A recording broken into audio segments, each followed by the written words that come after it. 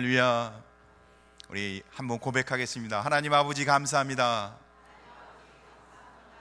2015년 이 감사가 넘쳐나시길 바랍니다. 우리 양패 성도님들끼리 교제하겠습니다. 믿음으로 승리합시다. 어느 한 형제가 목사님을 찾아와서 묻습니다. 목사님, 교회마다 왜 이렇게 문제가 많습니까? 왜 교회가 이렇게 갈등이 많습니까? 문제 없는 교회, 갈등 없는 교회 있으면 좀 소개시켜 주십시오. 목사님이 그래, 그런 교회를 찾는가? 혹시 그런 교회를 찾으면 나도 그런 교회에서 좀 목회 좀 했으면 좋겠네. 자네가 그런 교회에서 신앙생활 하고 싶은 것처럼. 근데 만약에 그런 교회를 찾으면 절대 교회에 등록하지 말게. 형제가 그 교회에 등록하면, 내가 만약에 그 교회 가서 목회하면 아마 그 교회는 또 문제가 생길 것세. 그래요. 교회에 문제가 없고 갈등이 없는 교회는 지상에 한 교회도 없습니다. 다 문제가 있고 갈등이 있습니다. 그러나 교회가 문제가 있는 건 아니고 교회 구성원인 우리 인간, 우리 자신의 문제가 있는 거죠. 우리가 믿음대로 살지 않고, 우리가 하나님 말씀대로 살지 않기에, 우리가 아직도 부족하고 성숙하지 못해서 교회가 문제가 생기고 갈등이 생기는 것입니다. 그래도 교회는 좀 낫습니다. 세상을 보십시오. 세상은 온통 갈등과 문제로 가득 찹니다. 최근 IS, 이슬람 국가라는 단체는 어떻게 해요? 온 세상의 갈등과 문제의 요인이 되고 있습니다. 그뿐만인가요?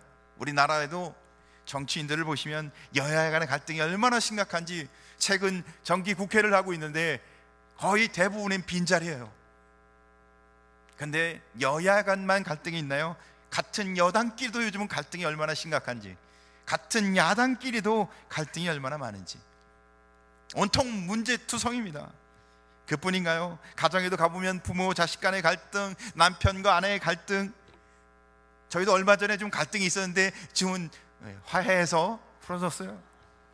형제 자매 간의 갈등, 고부 간의 갈등, 이 고부 간의 갈등은 얼마나 심한지, 교회도요, 성도 간의 갈등, 성도와 교육자 간의 갈등, 이런저런 갈등이 얼마나 많은지, 장래가 희망이 없어요. 그리고 어떻게 해요? 늘 마음이 불편해요.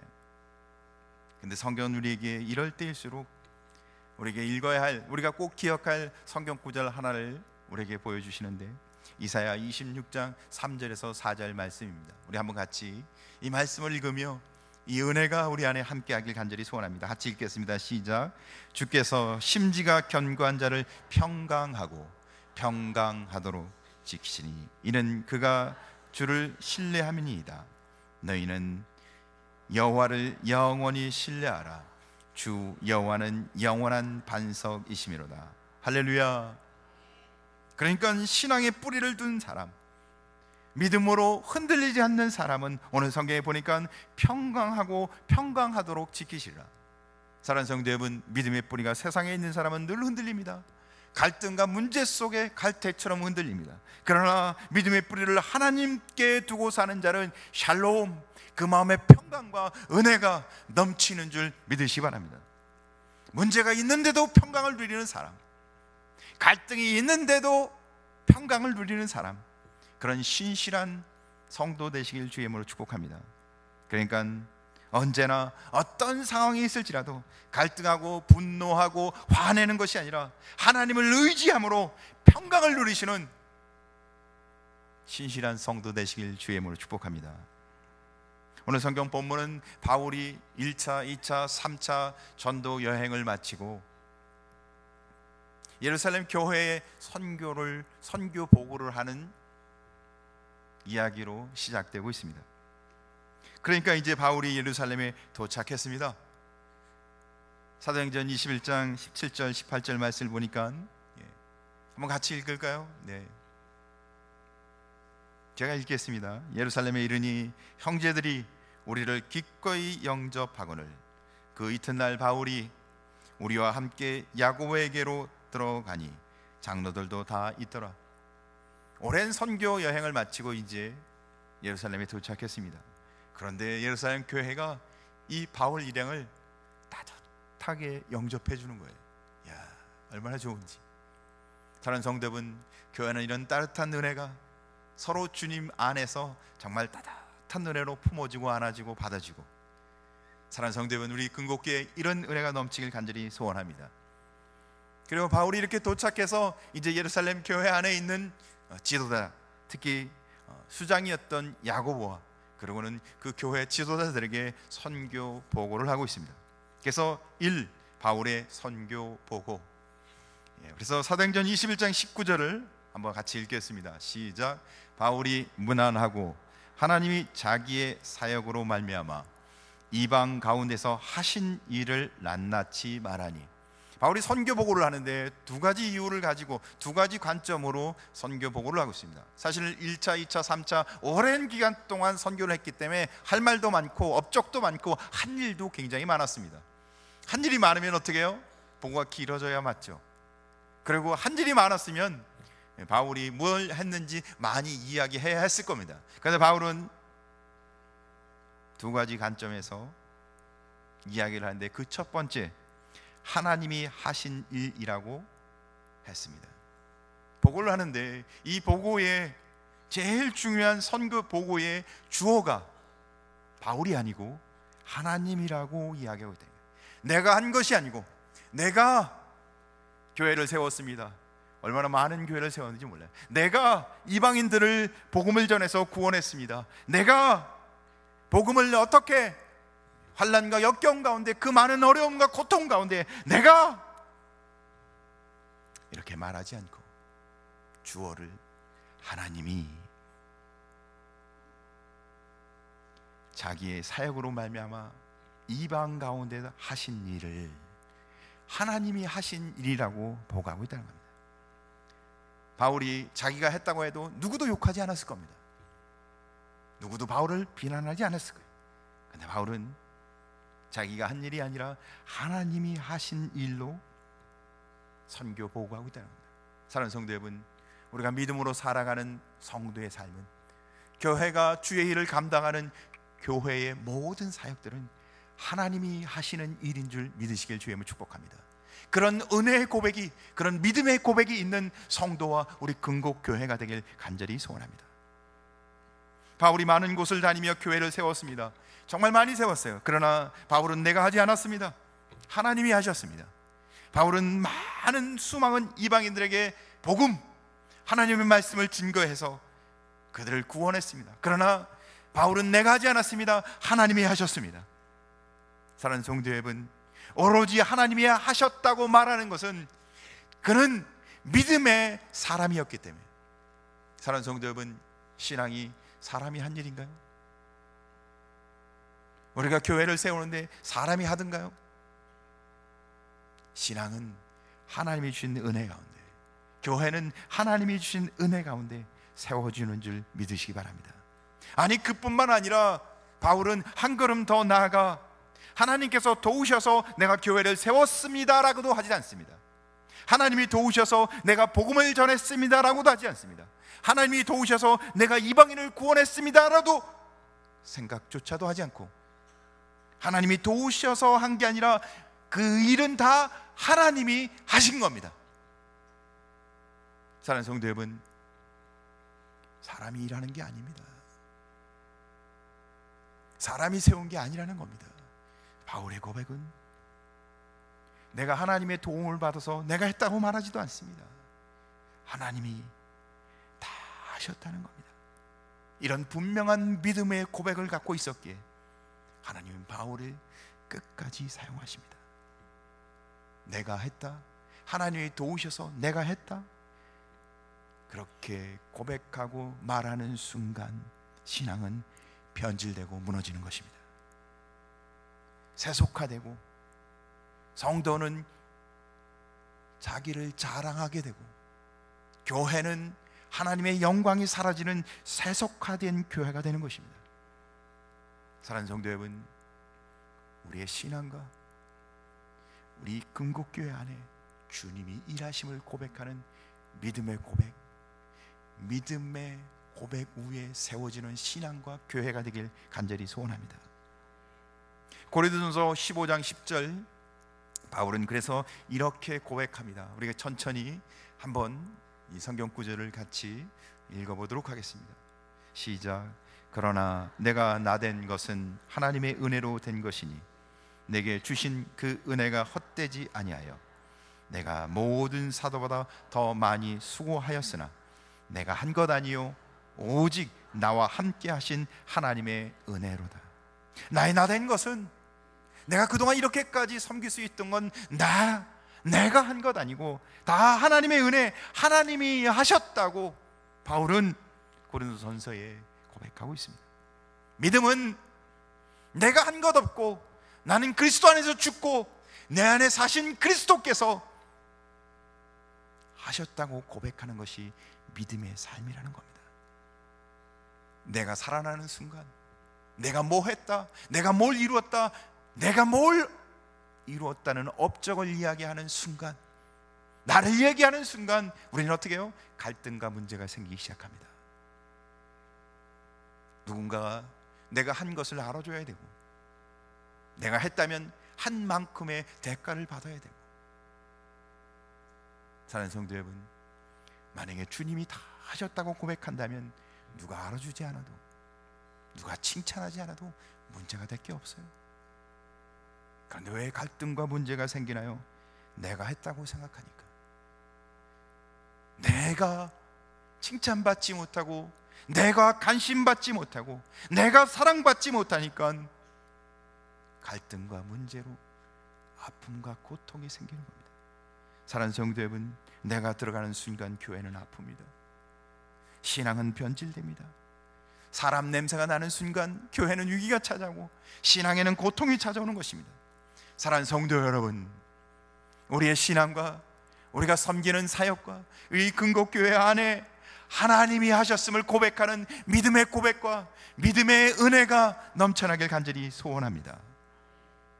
두 번째, 바울은 선교 보호하는 가운데 이렇게 말합니다. 자기의 봉사로 말미암았다고 했습니다. 자기의 봉사로라는 것은 자기는 선교하는데 자기 주체가 아니고 자기는 그냥 도구로 사용되었다는 거예요. 하나님이 하나님의 사역을 하는데 바울을 도구로 사용하는, 도구에 불과했다고 고백하는 겁니다. 나는 도구입니다. 도구는 아무것도 아니죠. 도구는 그 쓰는 사람, 도구를 쓴 사람이 어떤 사람이냐가 중요한 겁니다. 그렇죠. 어떤 사람이 그 도구를 어떻게 썼느냐. 그러나 바울을 볼 때 인간적으로 바울을 한번 살펴보면 바울은 대단한 사람이었습니다. 뛰어난 사람이었습니다. 그는 가말리엘 문화생, 아주 최고의 학문을 수련한 사람이었습니다. 종교적 열심은 얼마나 뛰어난지 몰라요. 둘째가라면 서러울 정도로 열정적인 사람이었습니다. 그럼에도 불구하고 바울은 자기가 엄청난 많은 선교를 했고 엄청난 많은 선교적 업적을 남겼는데도 불구하고 이 모든 복음을 전한 이 모든 사역의 결과는 하나님이 하셨고 난 하나님의 도구에 불과합니다. 난 자랑할 게 없다는 얘기를 하는 겁니다. 난 드러낼 게 아무것도 없다고 얘기하는 겁니다. 사랑하는 성도 여러분, 우리가 섬기고 우리가 사랑하고 열심히 주의 일을 다 감당하고 나서 나는 무익한 종입니다, 하나님이 다 하셨습니다, 그렇다면 우리 안에 있어야 할 갈등들은 거의 대부분 다 사라질 겁니다. 우리 안에 있는 아픔들은 거의 대부분 사라질 겁니다. 사랑하는 성도 여러분, 우리가 주님 앞에 도구로 사용돼서 주님이 일하셨음을 고백하는 은혜의 고백으로 우리 성도 간의 관계와 우리 교회 안의 아름다운 모습으로 꽃피는 하나님의 역사가 일어나길 간절히 소원합니다.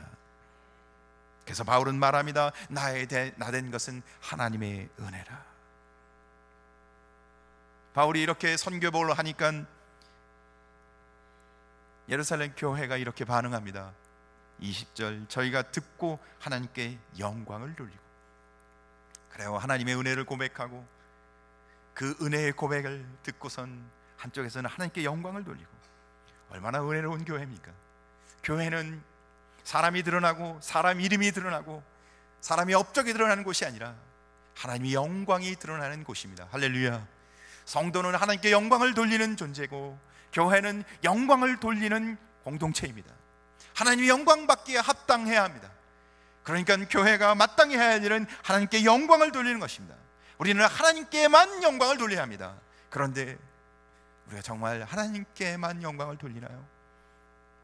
누가 내가 한 일 알아주지 않아도 기쁘고 넉넉히 감당할 수 있나요? 아니면 견디지 못해서, 누가 나 알아주지 않으면, 누가 나 사랑해주지 않으면, 관심 갖지 않으면 견딜 수가 없어서. 사랑하는 성도 여러분, 하나님께만 영광을 돌리는 사람은 자신을 자랑할 필요도, 다른 사람과의 갈등과 비난 속에 살 이유가 없습니다. 왜요? 하나님이 다 하신 일이고 하나님이 다 영광 받으실 일이기 때문에 그렇습니다. 그래서 바울은 이렇게 로마서 14장 8절에 고백합니다. 우리 한번 같이 읽어보겠습니다. 시작. 우리가 살아도 주를 위하여 살고 죽어도 주를 위하여 죽나니 그러므로 사나 죽으나 우리가 주의 것이로다. 믿음의 사람은 하나님께만 영광을 돌리며 하나님만 바라보며 산다는 것입니다. 우리 근곡교회 온 성도들과 우리 근곡교회 안에 모든 사역 위에 하나님만 영광 받는 은혜가 넘치길 간절히 소원합니다. 그런데 이 에베소 교회에 그렇게 은혜로운 중에 문제가 생기기 시작합니다. 두 번째, 변질되는 신앙. 우리 21장 20절에서 21절 말씀을 같이 한번 읽어보겠습니다. 시작. 그들이 듣고 하나님께 영광을 돌리고 바울더러 이르되 형제여 그대도 보는 바에 유대인 중에 믿는 자 수만 명이 있으니 다 율법의 열심을 가진 자라.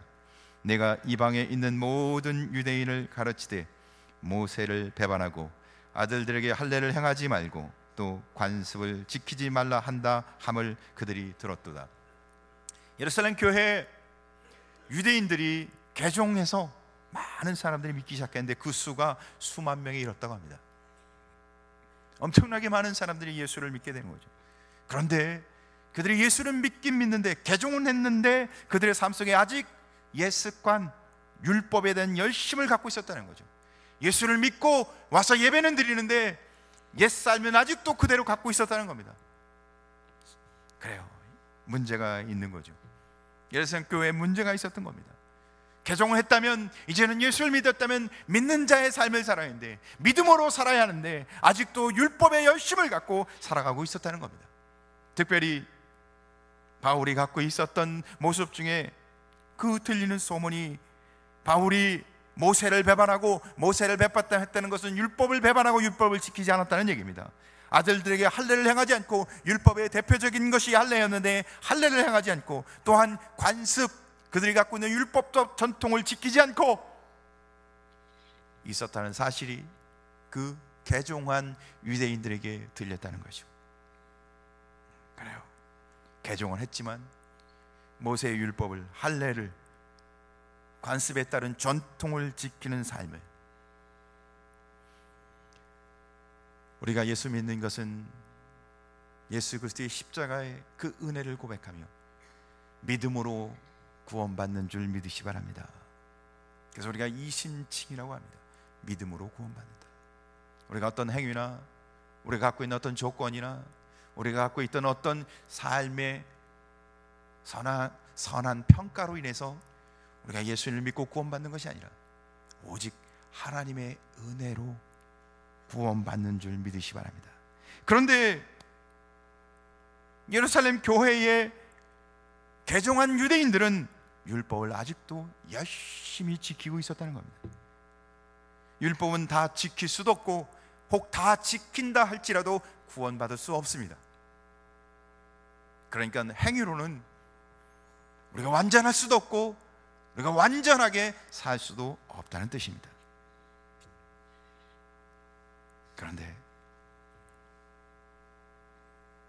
개종한 유대인들, 율법 가운데 있던 그들이 예루살렘 교회 안에 수만 명이 있었다는 겁니다. 다수에 의해서 지금 예루살렘 교회는 이신칭이 믿음으로 구원받는 것도 분명히 이야기하고 있지만, 또 다른 면에서는 율법을 지키도록 허용하고 있었다는 겁니다. 교회가 점점 신앙의 바른 모습으로 가지 않고, 교회가 하나님이 주셨던 은혜, 이신칭이 믿음으로 구원받는, 믿음으로 하나님의 은혜로 세워져 가지 않고 도리어 자신의 행위, 자신의 열심, 자기의 노력이 필요한 것처럼 교회가 점점 변화가고 있었던 겁니다. 예루살렘 교회는 처음에 어떻게 시작했습니까? 마가의 다락방에 그들이 모여 기도하다가 불같은 성령을 받고 성령 강림 사건을 통해 그들이 율법이 아니고 행위가 아니고 오직 구원은 믿음으로 받는다는 사실을 그들이 고백하게 됩니다. 그러니까 그들은 이제 복음 안에서, 율법이 아닌 복음 안에서 구원받은 자로 예루살렘 교회가 세워지고 있었습니다. 그런데 어째자고 그들이 이제 복음보다 율법을 더 강조하는 교회가 되고 있었다는 거예요. 교회가 변질되었다는 얘기를 하는 겁니다. 신앙이 변질되었다는 거예요. 순수했던, 하나님만 바라보며 믿음으로 살았던 그 신앙이 변해서 이제는 다른 것도 해야 하는 것처럼 강조하는 교회로 바뀌었다는 겁니다. 우리는 어떤가요?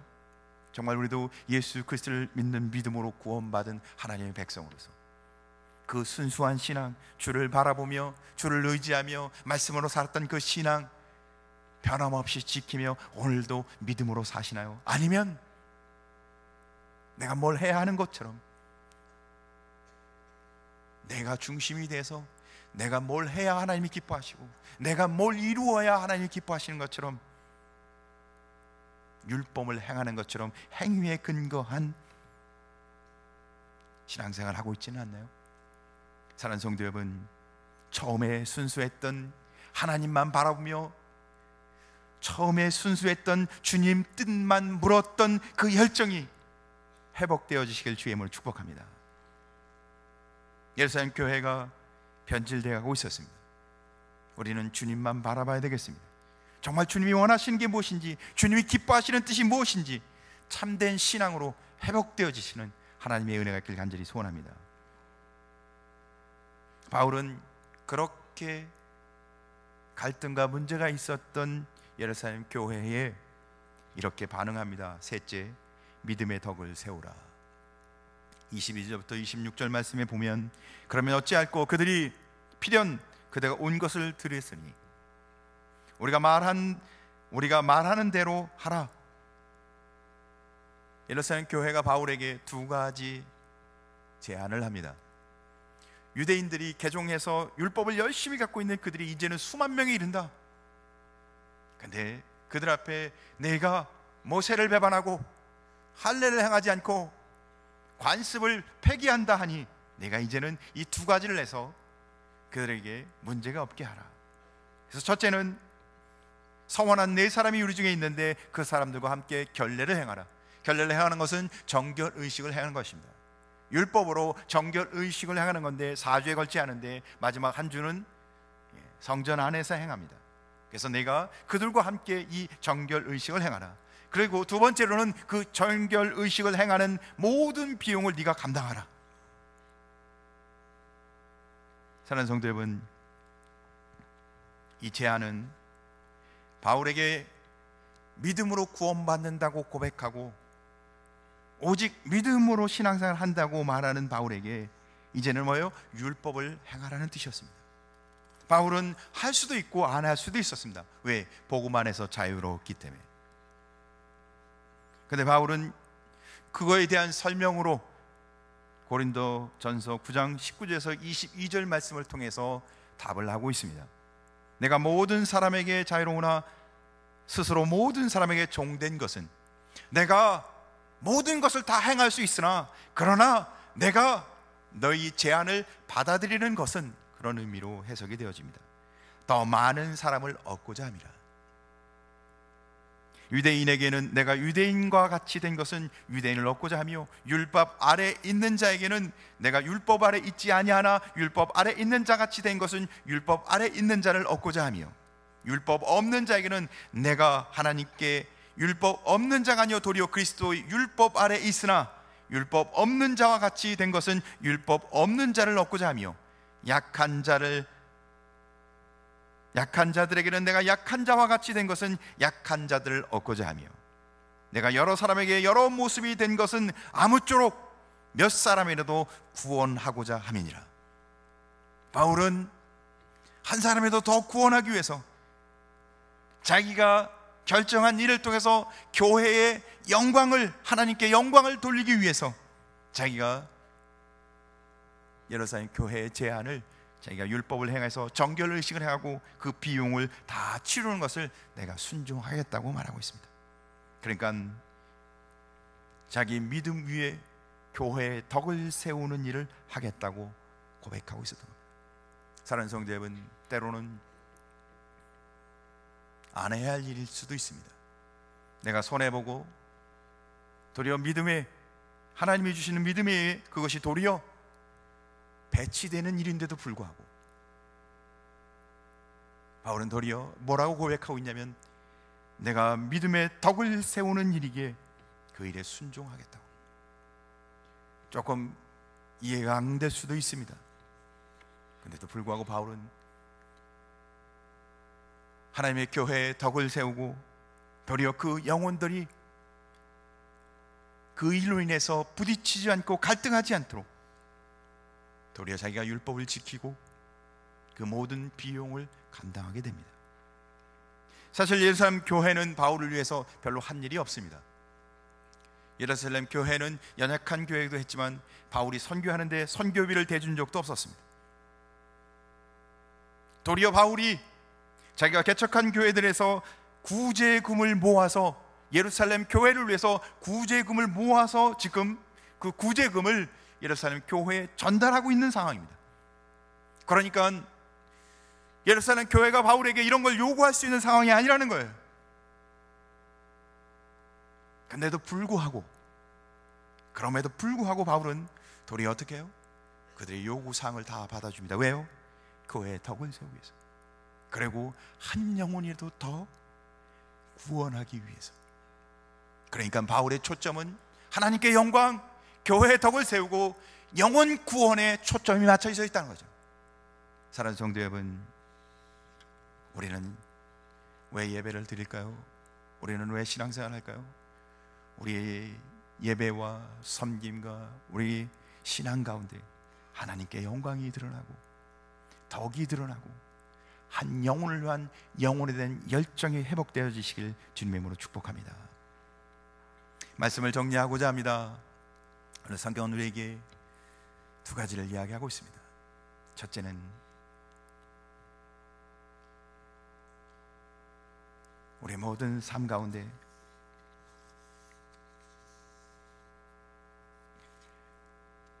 내가 한 것 아니고 하나님이 한 것으로 영광을 돌리기를 원하십니다.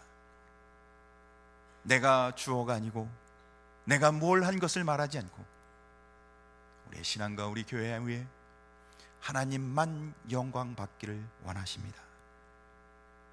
아무리 어려움이 있고 문제가 있고 갈등이 있을지라도 우리는 그 문제와 갈등 속에서 믿음으로 덕을 세우는 아름다운 신앙이 되시길 주님의 이름으로 간절히 소원합니다.